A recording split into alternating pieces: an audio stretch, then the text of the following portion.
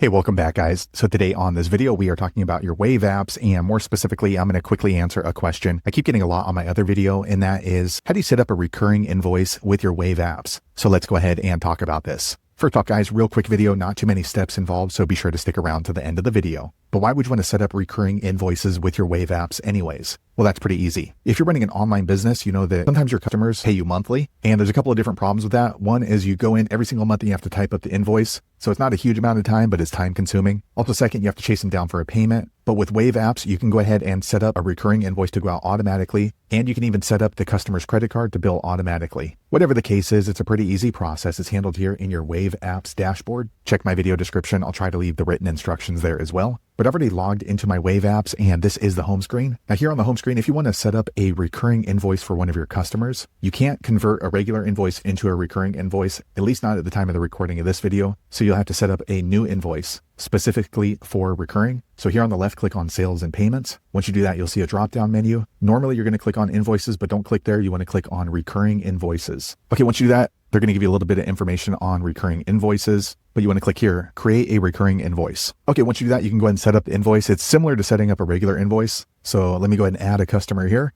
Okay, next you want to set the payment due date. So let me do this within 14 days, and we're going to go ahead and add an item. Okay, let me go ahead and add the price in. Let's say 75. Okay, so that's the minimum. Let me click on save and continue. Okay, guys, so here is where you can go ahead and set this up to a recurring invoice. So as you can see, this box right here, set schedule. So first you want to choose the frequency. So you can do daily. I'm not sure why you do daily, but maybe weekly or monthly or even yearly. So for me, I'm going to go ahead and do monthly and then choose the due date. So the first of the month for me. And then the first invoice, I'm recording this on June 3rd. So let's go ahead and start this, 28 days later. And then if this is something that's ongoing, go ahead and choose never. However, if your customer is making payments on something, maybe once the customer decides to go on recurring, let's say they have 6 payments, you can go ahead and set an end date. So we'll do their last payment on 6 months after July 1st, or you can do 12 months. Let's just do 12 months just to make it easy. So the last payment will end on July 1st, 2025. It's going to start on July 1st, 2025. So we actually need to change this to 2026. So let's go ahead and update this, 2026. Okay, and July 1st.